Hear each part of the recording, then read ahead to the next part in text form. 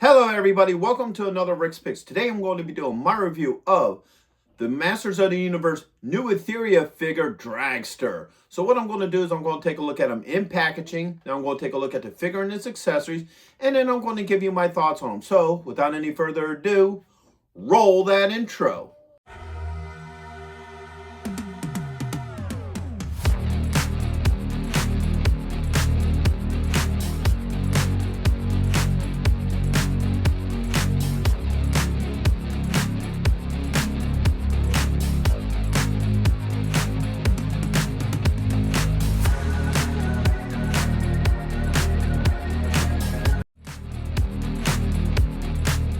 All right, so here he is in packaging. So up top you have Mattel. You have your age restriction, 30 points of articulation. You got the Masterverse. All right. You do have a small window where you can see him and some of his accessories. You got Masters of the Universe, New Etheria, and then you got some killer artwork. I always love the artwork on these things. So on this side here, you got Castle Grayskull.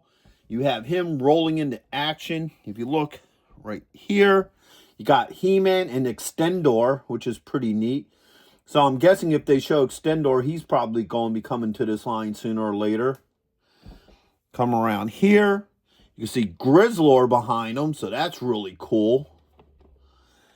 All right, come around to this side. Let's move this back a little bit. Maybe a little bit more. There we go. You get a cool picture of the figure, a whole bunch of his play features. You get a headshot, a little bit about him, and everybody that's part of this wave. All right, you come around here. You got this real cool Frankenstein-looking picture of him. Maybe that's how he was put together and what have you.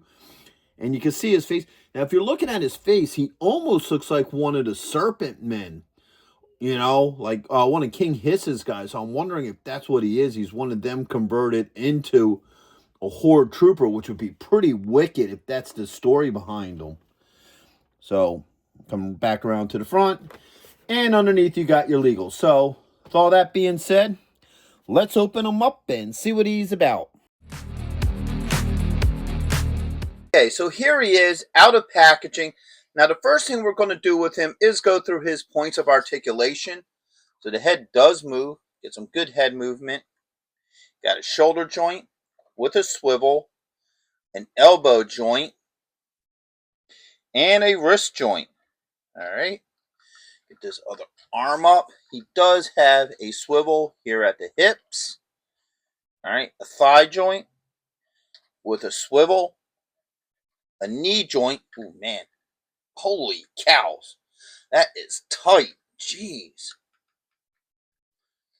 All right. We'll get back to that one in a minute. And we got a boot swivel. And we also have an ankle joint. Now, these knees are really tight. And that's kind of odd. There we go. There goes the knee.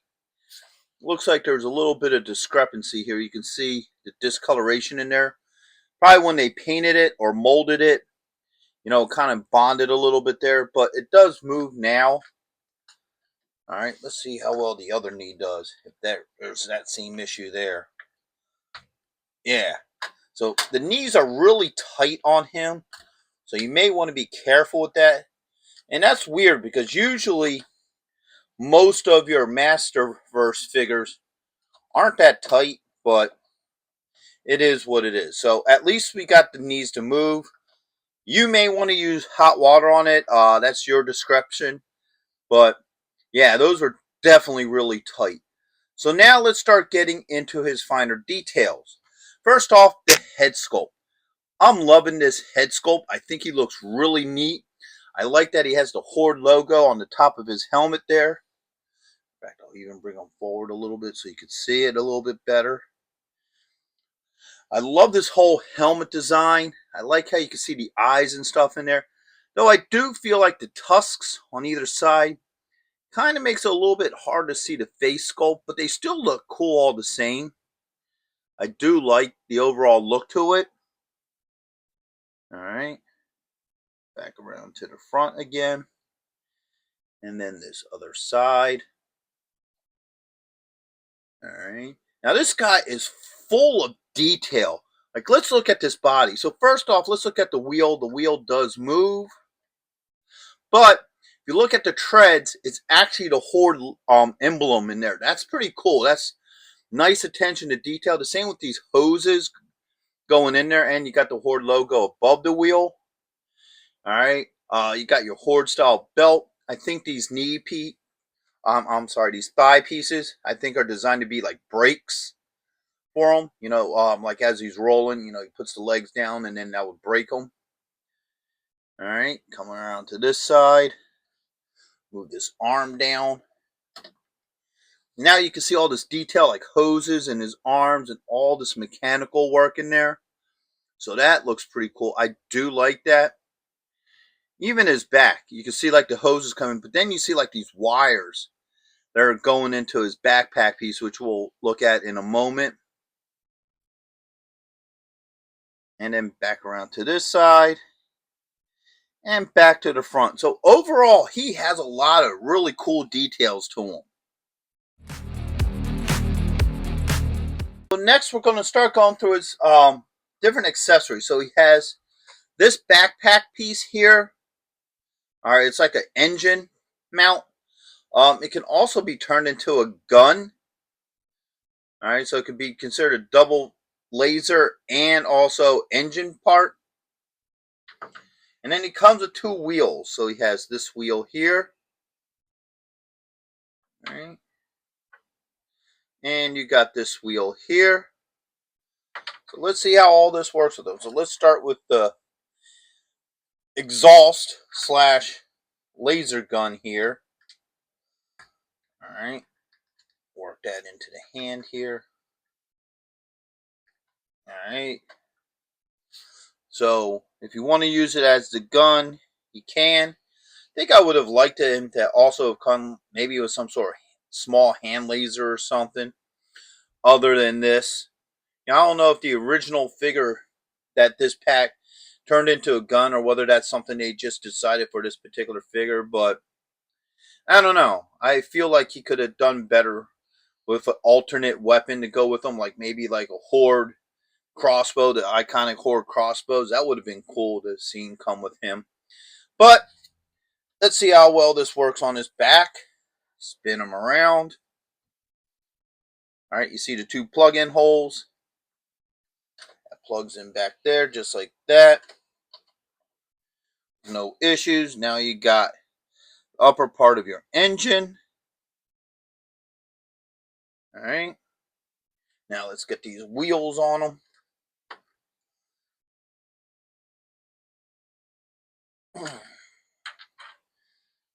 So here's one.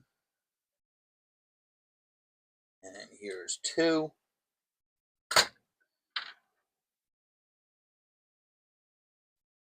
Alright. So now you got those on him. So now he's ready to ride into combat. Now, looking at him like this, you know what he kind of reminds me of? If any of you remember the old movie Return to Oz, he almost looks like one of the wheelies from that. Because they had like wheels on their hands as well. They had like the really evil looking face. So he almost reminds me of one of the wheelies. So let's move. Actually, let's see if we can do it on here. It may just roll away. All right, put the legs up. All right. This may not work at all. All right, because what you're trying to do is, I guess, get the legs up.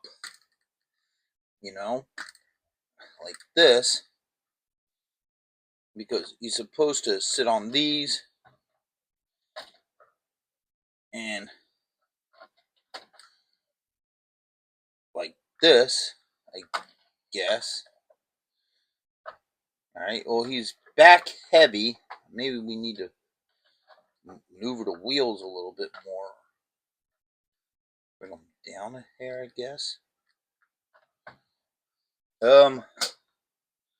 Okay. So the original figure didn't have the hand wheels. He just had the chest wheel, and he just kind of extended the arms and legs, and he had a zip cord, that allows you to just make them roll. I think maybe they should have stuck with that because this is kind of goofy. This wheel in the front is just too small. I don't know. So he's on the front wheel. Unless if you're supposed to, like, I don't know how they want you to do this with him. But as you can see, he's very back heavy. So when you turn him this way, just wants to lean back. Now, I got the wheels. Alright, so if you're going to try to display him like this, you can probably do it. You'll probably play around with the wheels to eventually have him just sit on the tire on his chest as well as the hand wheels. I think it might have worked better if they would have found a way to also make the legs wheels too. So you would have the four wheels and the center wheel.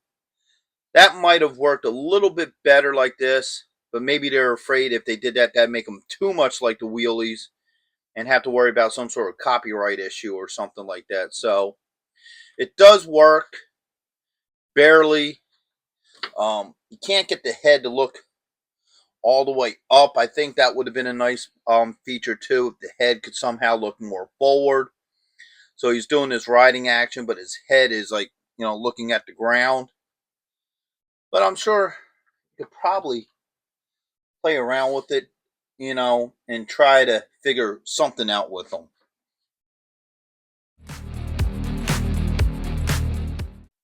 Okay, so let's get into my final thoughts with him. So first off, his joints were working pretty well. His knees were extremely tight. As you saw, I really had to muscle the knees, which probably wasn't the smartest thing to do because that's a good way to break a joint. It would just be better to use, either heat or hot water, whatever way you prefer, just to soften that up and let it break loose, because muscling it like I did, you do run a strong risk of breaking it. It's just easier to use heat on it. So the knees were definitely super tight. As for all his accessories, I feel like all his accessories fit very well on him. No issue swapping out the hands or his engine gun thing. And I do like the overall look to him. I think he's a really cool looking figure. I like the attention to detail, especially the head sculpt. I really like the head sculpt on him. I think that's really cool. I do like the factor that they actually put the Horde logo in the treads of his wheels. I think that's pretty neat as well. So, would I recommend this figure? Yes, I would. He's a great looking figure. He does have some flaws. One, as you saw, I was having issues with setting them up so this wheel hits the ground and then these two wheels hit the ground as well.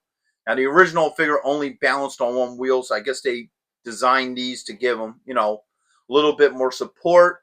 If you play around with it, you may get it somewhat decent, but it's a little wonky, but it was a neat idea, so I will give him that. Two, I wasn't a big fan of his engine part being a cannon or gun. That might have been a play features with the original one as well. I'm not 100% sure on that. But I think it would have been cool if he would have also came with your standard Horde crossbow. I would have really liked to have seen him come with that. But yes, I would recommend him. I think he would look great with the rest of your Masterverse figures. So with that being said, the first thing I want to do is give a shout out to everybody who helped support this channel. First on that list is Byron Bassett and his alter ego, Humongous.